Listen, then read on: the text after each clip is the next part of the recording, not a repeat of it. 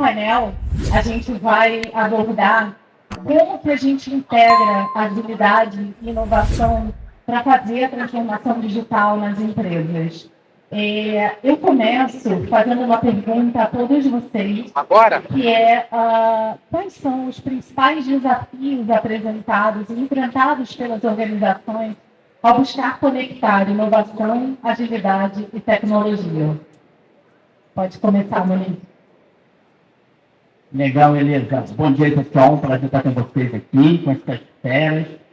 Esse é um desafio, né, Elisa, que bate na nossa porta, porque a gente foi criado na escola, na sociedade, para trabalhar naquele modo profissional, né, em que a gente tem a nossa especialidade e fica lá fazendo o dia inteiro aquela coisa.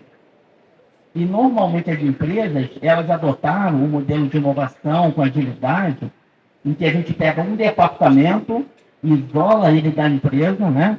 Eu costumo falar que são os bacaninhas da inovação, e a grande massa acaba ficando desconectada daquilo. Então, eu penso que o principal desafio é trazer todo mundo para o jogo, né? Todos nós somos criativos e inovadores. Basta ter oportunidade. Então, a gente nasce criativo, pequenininho, cheio de ideias. E a sociedade vai tirando isso de nós. Os nossos pais vão tirando isso de nós, né? Eu tenho 2 filhos, Lucas e Luísa. E, às vezes, a cada não que a gente fala, a gente está tirando essa inovação. Então, eu penso que inovação, agilidade e tecnologia são temas que se falam muito. E o primeiro passo que eu vejo é a cultura. É a gente confiar mais que nós somos inovadores, mas também, quando a gente inova, a gente corre mais risco, né? Então, é um balanço. Então, eu penso que a cultura seria o primeiro passo aí para a gente destravar a inovação nas empresas. Horácio.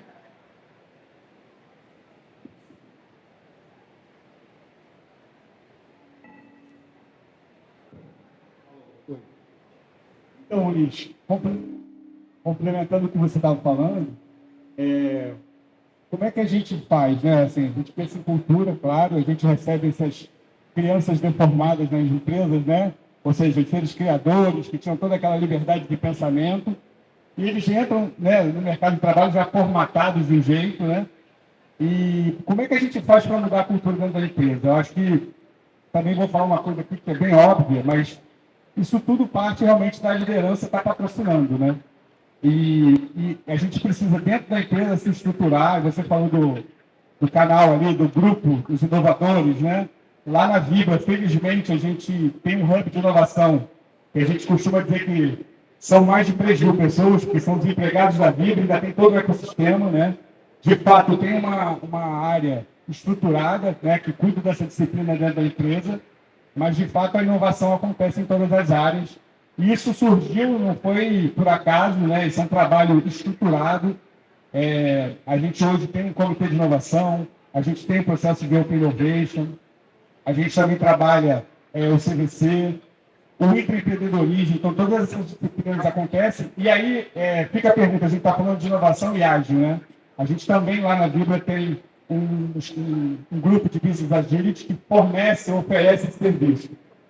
Mas, de fato, não adianta você ter toda essa estrutura e você realmente não fazer uso, não estar no dia a dia, na cultura das pessoas, né? Então, tudo que a gente tem feito em termos de agilidade e inovação também envolve esse hub inteiro, com os parceiros, enfim, a gente tem mais de 60 startups ativas trabalhando com a gente hoje em dia. Também tem as áreas de provimento, né, da própria TI, com parceiros também. E a agilidade e a inovação, elas permeiam isso tudo, né? A questão é como é que você orquestra isso de uma forma que gere resultado também. Porque as empresas, claro, né?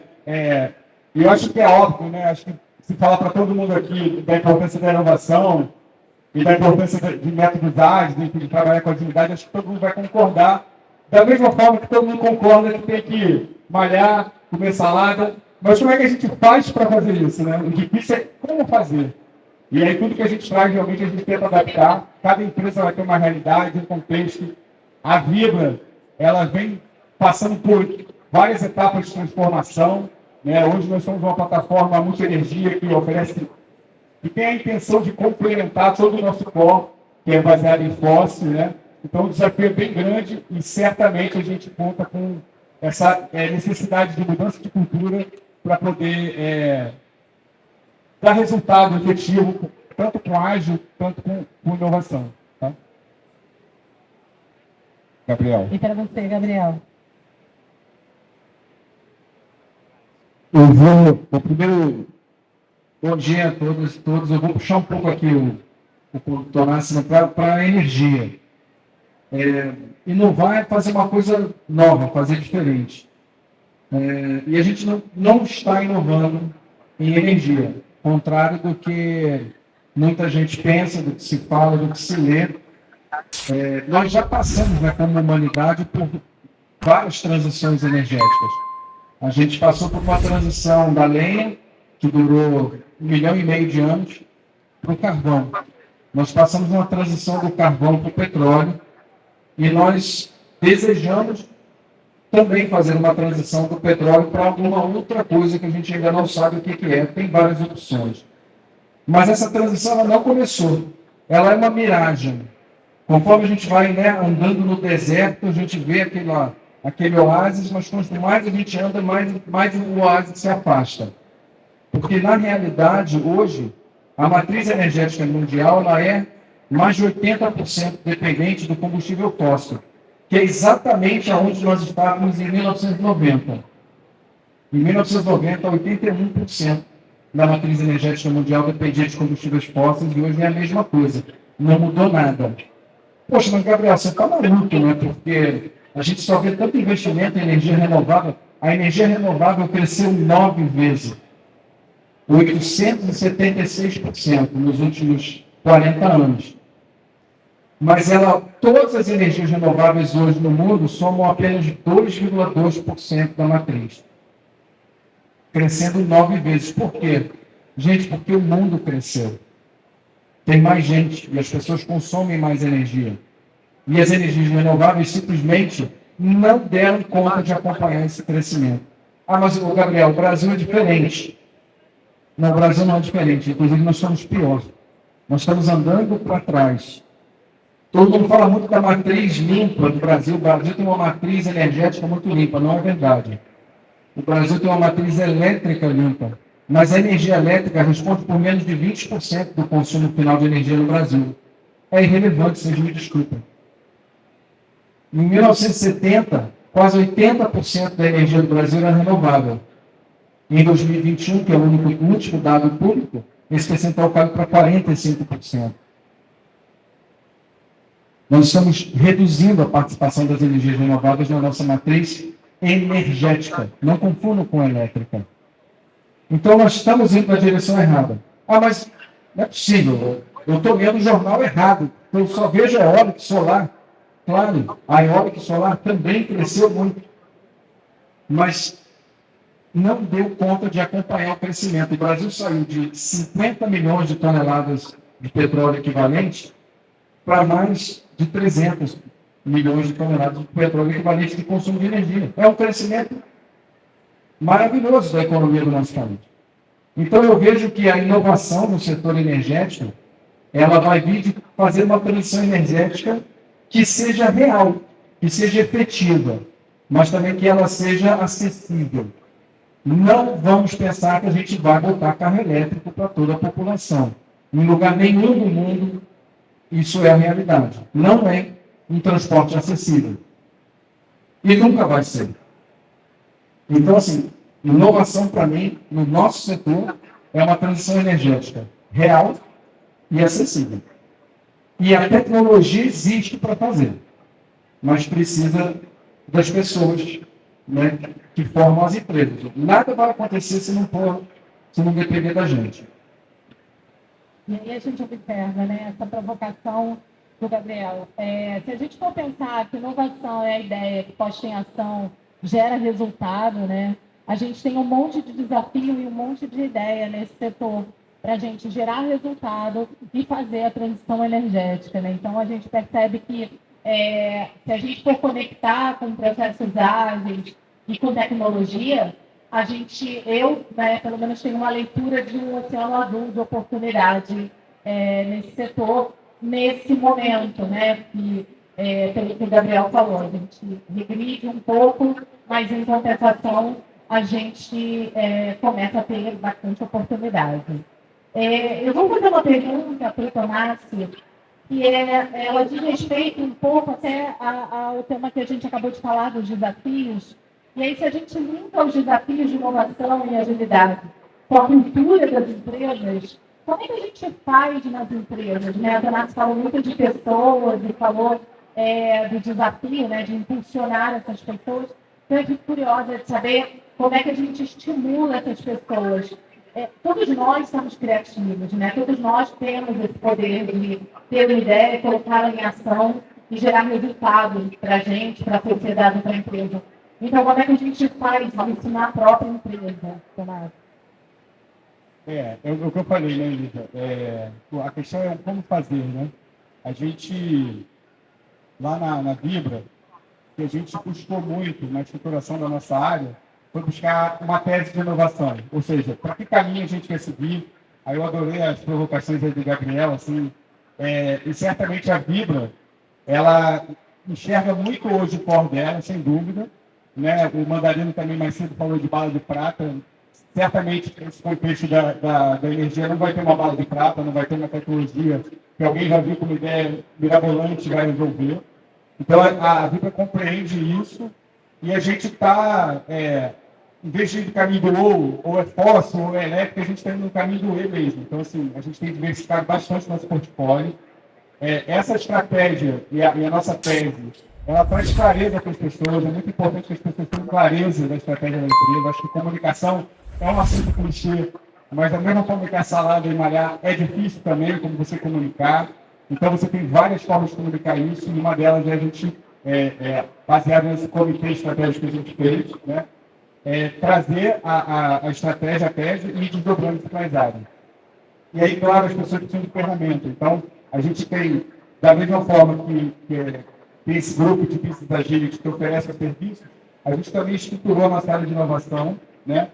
E traz ferramental. Inclusive, a gente tem esteiras específicas para projetos de inovação dentro do contexto do que um projeto de inovação pede, das fases, de experimentação, enfim. E eu acho que isso é muito importante, né? Porque é claro que você pode, e é importante, né? Não estou tirando a importância de capacitar as pessoas, eu acho que isso é primordial também. A gente vê muita gente falando de ágil ou de inovação, de orelhada, né? A verdade é essa. Então é importante capacitar as pessoas, sem dúvida, mas a melhor forma de aprender, isso pelo menos a minha experiência, do que eu tenho visto, é você vivenciar. Você pode estudar desenvolvimento, mas quando você vai para um projeto, quando você vai estrutura um comitê de inovação, ou faz uma esteira, enfim, você de fato aplica o método, né, ou ágil, ou as ferramentas de inovação, e você de fato aprende aquilo, né? E mais do que isso, você adapta para a cultura da empresa. Então, eu acho que é muito esse caminho de você ter uma comunicação clara.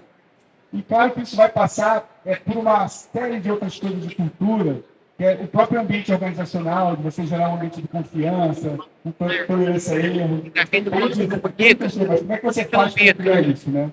Então, a gente, hoje na Vibra, tem um movimento muito interessante também. A gente juntou lá a vice-presidência de gente e tecnologia. Está tudo no mesmo lugar. E a primeira impressão é que, o que isso tem a ver? Né? Tem tudo a ver, né? Então, hoje a gente tem discussões na liderança dessas duas áreas que estão muito interessantes. A gente, claro, está aprendendo com isso também. Acho que a Vibra está nesse caminho de ser uma organização que aprende, que está indo para um caminho de inovar, de considerar as pessoas, de considerar a cultura. Então, o Ashton está na figura desse VP, né, de gente de tecnologia, e as discussões que estão são bem interessantes. Estão indo além do escopo de cada área também, né? Então, de fato, a gente tem uma sinergia que pode realmente ser fundamental para proporcionar essa mudança de cultura, né? Então, acho que vai passar por isso. É claro que uma empresa do tamanho da Vibra e com a diversidade de negócios que a gente está criando, né, no nosso portfólio, tentando acertar esse caminho aí, Gabriel. Eu adorei muito essa provocação, assim, porque a gente tem feito várias coisas. Eu sei que você trabalha com biometano, né? A gente também tem a SEG, né, que é uma investida nossa. Estamos trabalhando também, tem Evolua para biocombustíveis. A EasyVolt está ali também, é uma das nossas investidas. Que é um dos caminhos. Eu acho que, assim, concordo com o carro elétrico, não é para todo mundo. Mas eu acho que vai ser o caminho para alguém e vai compor essa nova matriz que o mercado vai demandar. Então, dentro dessa diversidade toda, o que eu queria falar no final é que, assim, dentro da empresa, a inovação e a agilidade também acontece muito com os parceiros, sabe? Então, a gente, de fato, tenta ter parcerias genuínas com os nossos fornecedores, com as startups que trabalham com a gente, porque eles são fundamentais também para esse ecossistema funcionar. Tá? Ou seja, a gente percebe a importância para a cultura, né? Da gente investir em governança, comunicação, parceria, né? E como que isso se interconecta, né? Eu costumo dizer que inovação é um termo sexy, né? Todo mundo quer ser inovador, né? Todo mundo quer inovar. Só que, para além do termo sexy da inovação, o que de fato fica depois que a gente... Qual é o trabalho duro, né? Então, por trás dos processos de inovação tem muita ciência e tem muito trabalho duro. Então, eu acho que isso se conecta também bastante com o que a gente está falando aqui. E aí agora eu vou perguntar para o Punit, que é uma pessoa super referência para agilidade, de que maneira a adoção, Muniz, de metodologias ágeis, como o Scrum ou o Kanban, podem impulsionar a inovação e a agilidade nas empresas. Legal, Elisa. Deixa eu fazer uma pergunta para a galera aqui. Quem já usou Kanban ou Scrum aí, pessoal, em algum momento da vida? Ó, tem uma galera fera aí, ó, muito bom. Eu queria resgatar rapidinho, quando a gente fala de agilidade, isso foi mais fortemente divulgado lá em 2001. A gente teve 17 pessoas, engenheiros de software, que se juntaram para criar um manifesto ágil, né? Então, lá em 2001, já tem mais de 20 anos. As empresas, até então, elas estavam acostumadas, né, falando de inovação de gestão, a trabalhar naquele método Charles Chaplin, não tem? Eu aperto o parafuso, o outro aperta, e ninguém sabe que no final sai um carro, né? Mas cada um faz o seu. E a gente precisa nas empresas é dessa visão mais ponta a ponta. Então, quando a gente fala de Kanban e Scrum, são modelos de trabalho mais inovadores, embora tenha aí mais de 30 anos, em que a gente não fica mais limitado ao nosso pedacinho. A gente tem uma visão mais completa do impacto do nosso trabalho. Então, o Kanban, no sentido de visual, né? E o Scrum, um método mais multidisciplinar. E quando a gente fala do setor de energia, o grande legal é que hoje dá para usar Scrum, Kanban, qualquer método, independentemente da área. Então, se a gente se unir aqui, pensando numa matriz energética, em como a gente dissemina isso, cada um das pessoas pode trazer as suas sugestões, do estagiário ao executivo, ao especialista, no Scrum e no Kanban, todo mundo tem voz ativa. E é legal também, né, Elisa, quando a gente traz isso para o nosso dia a dia, é que a tecnologia também é de todos. No passado, esse assim era de tecnologia, ficava lá no CPD geladão e não podia se misturar com as equipes, né? Era aquela galera que muito se falava, né? Eu fui muito professor universitário durante alguns anos, e era assim, a galera de TI não tem habilidades humanas, isso aí para o RH. Alguém trabalha com TI aqui? Deixa eu ver se tem algum perdido aqui em TI. Tem uma galera, né? Então a gente sofria até bullying, né? Não, o pessoal de TI é meio neandertal. Tem essas paradas aí, né? Ah, o nerd, o bobão. E as coisas mudaram. Eu sou de TI, tá, pessoal? Hoje a TI faz parte do negócio, independentemente da área. Quer ver um exemplo? Vamos ser sinceros agora, né? Vamos ver se o pessoal usou desodorante. Vamos ver se vão levantar a mão. Quem hoje usou o WhatsApp? Deixa eu ver aqui. Quem não levantar a mão, ou está distraído, ou não passou perfume, não é? Porque é claro que é melhor. Está usando agora, né? Está no Zap. Isso. Ou está no Zap e não levantou a mão. Boa, gostei. Então, olha que interessante. Uma ferramenta que foi experimentação pura, né? O WhatsApp foi experimentação pura. Usou métodos mais inovadores. E hoje, aqui no Brasil, a gente gerencia empresa com WhatsApp. Eu tenho, na minha empresa, na Advisor, né, eu achei legal você ter falado, Tomás, essa inovação que eu já vi em algumas empresas, que a gente presta consultoria, quando a gente fala de inovação e agilidade, juntar a área de tecnologia e a área de RH, tem tudo a ver, né? Porque a tecnologia tem que estar em todas as áreas, não dá mais para ficar só os caras de TI lá escondidos no CPD. Então, Elisa, tentando concluir a tua pergunta, quando a gente olha que existe um método, Scrum, Kanban, qualquer outro, que a empresa adapta, né? O Tomás, que você falou bem. Por que não usar? Porque a cultura de inovação, se ficar só na nossa cabeça, ou na cabeça da liderança, não vai se concretizar. E, embora na agilidade a gente fale, né, que pessoas, colocar o cliente no centro, experimentação, MVP, com mínimo produto viável, isso é muito mais importante do que ferramenta e processo, ainda assim, nós temos que ter ferramenta e processo, né? Porque a ferramenta e o processo, eles concretizam o jeito de trabalhar. Então, não vai ser instalando dedo de Thanos, assim, que a gente vai mudar, né, do modelo tradicional, em que tinha um chefe, o todo-poderoso, que sabia tudo e mandava a gente tem que fazer, para um ambiente mais colaborativo. E tem que ter um líder, sim, dando direção, dando tom, tem que ter. E esse líder não tem que ficar só limitado no crachá mais não. Ele tem que saber tanto quanto a equipe.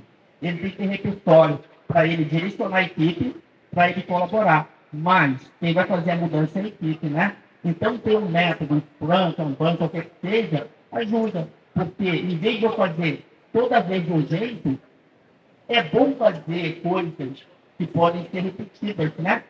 Pensa que vocês, quando vocês aprenderam a dirigir, se é que vocês ainda dirigem, né? Que hoje a gente usa Ultra.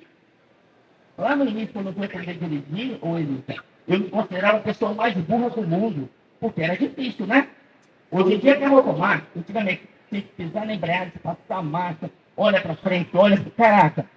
Mas depois de um tempo, hoje a gente dirige e nem pensa mais, automatizou, não é? Então, quando a gente pega um modelo bom, o Scrum Kanban, incentiva a equipe a usar o que há de melhor, adaptando a sua empresa, e repete, não gasta mais energia. Então, falando de energia aqui, fica esse convite, né? Quando vier uma inovação, no início vai ser mais demorado, vai gastar mais energia, mas depois, se for bom, a gente repete, gastando menos energia, né? É sempre sobre as pessoas, né, pessoal? Agora eu vou aproveitar que o Gabriel fez uma provocação e eu vou provocar ele também.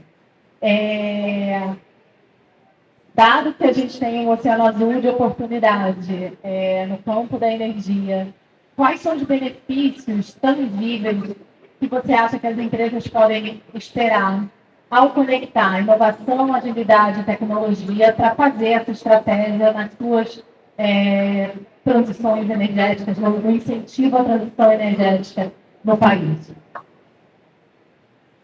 Eles acham que é principal. Pronto, o principal benefício é sobreviver, que é um benefício bastante interessante. Não só como empresa, mas como sociedade. Porque uma outra falácia é que o mundo está ameaçado. Não, o mundo não está ameaçado, o planeta não está ameaçado. O planeta vai muito bem, e ele vai estar aqui bilhões e bilhões de anos depois que a gente foi embora. Quem está ameaçado somos nós. Então, eu acho que a transição energética é uma questão de sobrevivência, como raça humana. Mas ela é também uma questão de sobrevivência como empresas, porque algumas empresas vão perceber isso e vão se adaptar. E quem não perceber vai ficar para trás e vai morrer. Então, acho que o principal benefício é a sobrevivência. Mas existe uma questão também de mais curto prazo, mais objetivo. Existe um falso trade-off, um falso dilema entre a agenda ambiental, a descarbonização e o resultado financeiro, o lucro. E eu não tenho lucro suficiente, eu não gero resultado suficiente para investir numa agenda ambiental, numa agenda de descarbonização. Isso não é uma mentira. Porque, pensa bem, o que é a poluição? A poluição, ela é o resíduo de uma atividade econômica. Todo resíduo, e os engenheiros vão reconfirmar isso, todo resíduo, ele é decorrente de uma ineficiência do processo. Na natureza não tem resíduo, tudo é aproveitado. Se há uma ineficiência decorrente do processo, toda ineficiência é um desperdício de recurso. Recurso natural, recurso humano, qualquer tipo de recurso. Energia. Então, na verdade, poluir não é inteligente. Porque você está dispersando o recurso. A fumaça que está do cano de descarga de um caminhão é óleo diesel. Que passou pelo sistema de combustão, não queimou direito. Está saindo. Está indo para a atmosfera. Então, existe uma perda ambiental, evidentemente, mas existe uma perda econômica. Aquela empresa pagou para aquele organismo, gastou dinheiro no aquele organismo, esse organismo passou por todo o sistema de combustão, está saindo pelo cano de descarga da forma de fumaça. Isso não é inteligente do ponto de vista econômico. Então, utilizar a criatividade e a tecnologia para reduzir o desperdício e evitar ações poluidoras, economiza dinheiro. Então, não existe o melhor, não existe. Agora, quais são essas tecnologias de redução do desperdício? Todas elas já existem. E grande parte delas, quando se fala do nosso setor de energia, grande parte das tecnologias para biocombustíveis, para novos materiais, para sistemas de processo, grande parte dessas tecnologias vem do setor de petróleo e de energia.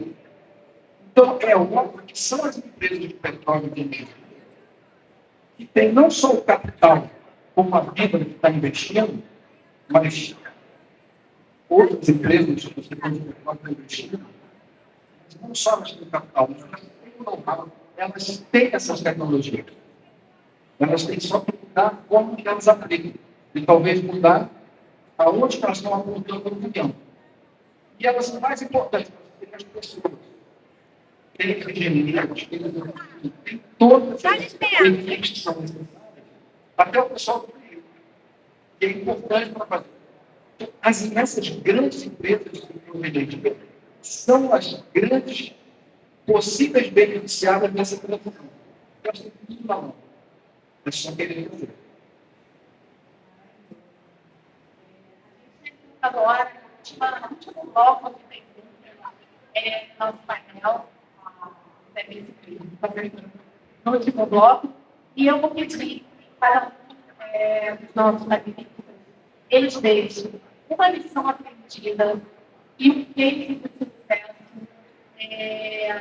iniciado na implementação tanto de processos de inovação ou processos de agilidade dentro de transformação digital dentro das carreiras. E que deixe uma última palavra de qual é a palavra-chave para vencer os desafios do resultado. Começo com você, Gabriel. Sim. Eu acho que a palavra-chave é colaboração. E a gente falou várias vezes disso. E me vem à cabeça, eu tenho que fazer um jabá, né? Eu sou conselheiro da Associação Brasileira de Biogás, mas eu acho que é um exemplo muito bacana. Quando eu comecei a atuar em biogás em 2008, não tinha implementação, não tinha nada. O pessoal gosta dela por máquina. Né? Era máquina mesmo. O biogás fica lá no meio do mundo. E foi muito difícil bater no primeiro projeto de biogás, não tinha legislação, não sabia se precisava de autorização, não sabia qual era a não sabia se podia tirar uma fiscal, o que ia fazer. Mas a gente acabou seguindo um plano com outros malucos e formamos a situação. Principalmente para ajudar as empresas que queriam desenvolver esses projetos de biogás. E deu super certo. Né? Você vê, isso foi em 2013 que nós tivemos a associação. Hoje, 10 anos depois, nós temos mais de 150 empresas. Já são 6 usinas de biometano produzidas no Brasil, mais de 900 plantas de biogás, 400 delas de energia. É uma realidade, 10 anos depois. Né? Vamos chegar ao final do ano com 11 plantas, temos um projeto de 2030, de chegar, já estamos a mais de 85 plantas mapeadas, ou seja, projetos que estão sendo desenvolvidos e vão estar em operação até 2030. Com certeza, até lá, já tem mais projetos sendo anunciados. Então, é um caso realmente de colaboração das empresas que se preparam, trouxeram as melhores tecnologias, compartilharam as melhores tecnologias, compartilharam esse fracasso para aprender juntos. Né? E a gente conseguiu, através desse veículo, regulamentar a produção de gás, regulamentar a especificação. O Brasil tem hoje uma legislação para violar a política planejada no mundo inteiro. Conseguimos colocar o Programa na Política Nacional de Biocombustíveis, que é um programa que tem sido bacana. O Brasil tem muita coisa para se orgulhar. Então, acho que é um resultado de sucesso, colaboração e de abertura realmente de compartilhar sucesso, mas principalmente compartilhar o fracasso.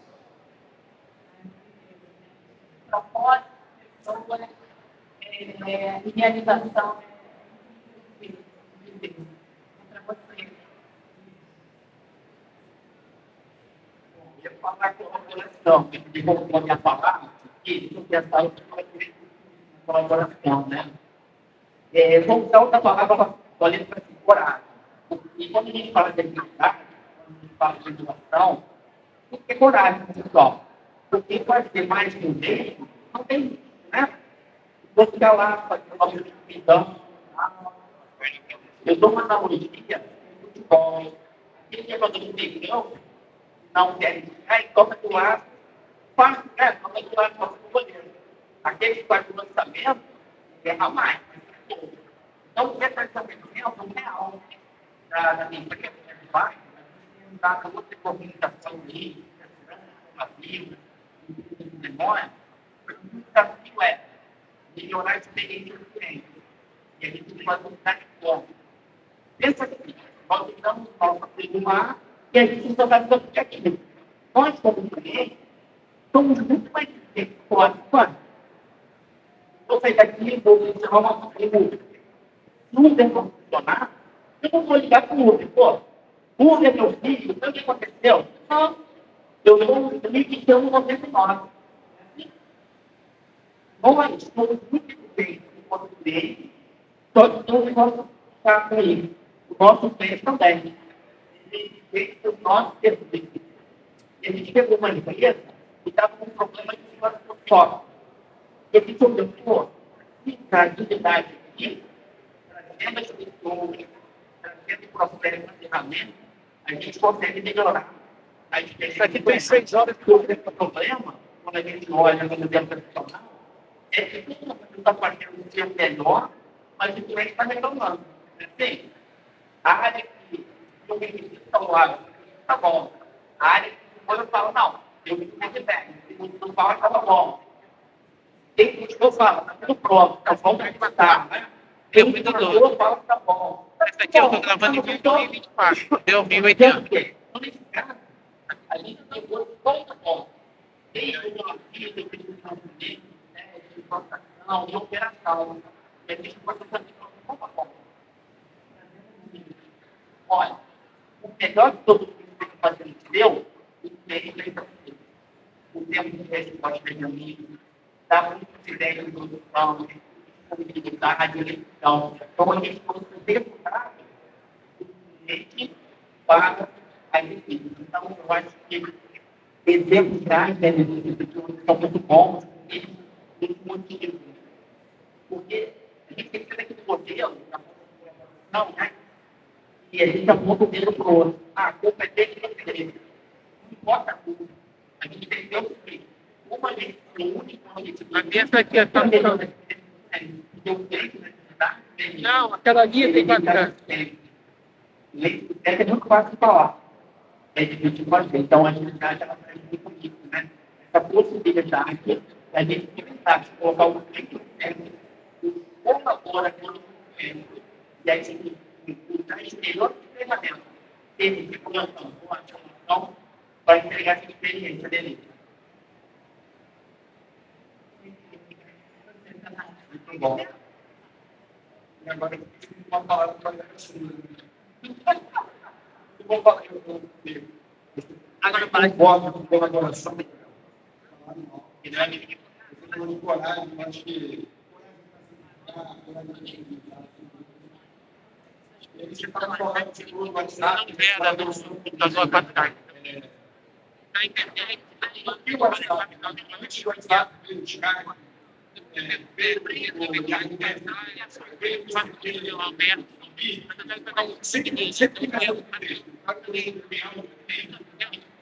mas por que o WhatsApp? Porque passa também a questão do contexto. A gente vai ter um contexto da minha mãe. Então, assim, a palavra que eu uso bastante é o contexto. Claro, essa coragem do contexto. E estou falando do contexto porque a gente precisa ter muita sabedoria para saber o que a gente vai investir de uma forma. Todo investimento vai ser além o maior custo da empresa, você vai ter que priorizar. Hoje a Vibra está uma jornada muito interessante estratégica lá. Eu estou vendo aqui a tática aqui, focada na questão já ter um cliente de fato do cliente também, mas a gente tem uma questão muito na nossa tese, e o nosso negócio que é isso, que é a gente ter disciplina de capital, utilizar os nossos recursos, muito alto, a nossa operação. E aí, nesse mercado, a gente acredita que esse é muito contexto, né? A gente, em 2019, tem bastante tempo, mas esse vídeo ainda é atual, porque até hoje ele está resultado. É como a gente continua com a real, na jornada de transformação também. Então, em 2019, quando a gente já chegou lá na gerência de inovação, ele já era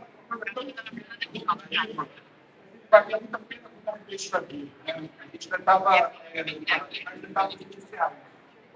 Hoje, claro, a gente tem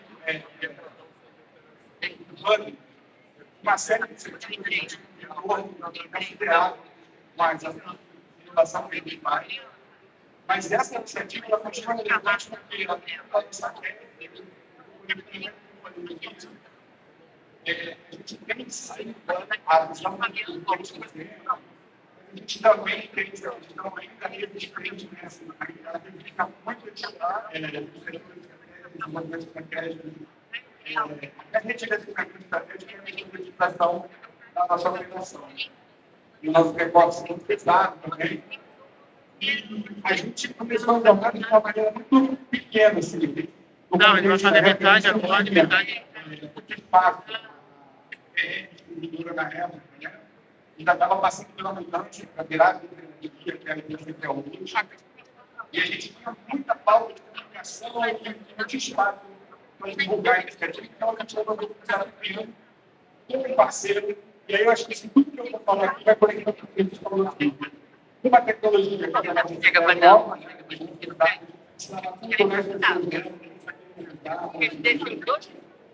e usando realmente entregas rápidas. Fazer sai, a empresa também não estava acostumada. Quando a gente chegava na área e apresentava a possibilidade de usar uma aqui tem 96 mil países a gente falava, não, a gente vai pegar essa parte. Então, o que estava? Porque o contexto é mais longo, né? Então, a gente conseguia muito patrocínio nas áreas assim, trabalho de pouquinho, né? Tem uma telefone. A gente tem mais de 3 mil horas aí online, que é um bem relevante. Uma equipe relativamente pequena, tá? Um parceiro que aí não tem. Aqui é da Santa tem mais. eu acho que esse De ter coragem de apostar, que tinha uma tecnologia que muitos tinham tentado, e eu sou especialmente provocado por essa frase, mas muitos já tentaram isso aí. Mas como que qual era o contexto, né, na época de dificuldade? Isso serve para o carregamento, isso serve para o seguinte, e como essa jornada do governo, até realmente uma oportunidade de entender o valor que ele tem na conversa real. Então, eu queria trazer esse de automação um contexto hoje, né? E vai chamar de nossa Então, e aproveitando, então, eu vou fazer, vou fechar esse painel com um convite, de convite para vocês, que vocês possam ter bastante coragem para usar a colaboração de entendimento do contexto para colocar nas empresas de vocês as pessoas, clientes, colaboradores no centro e realizar inovação e agilidade. Obrigada, pessoal.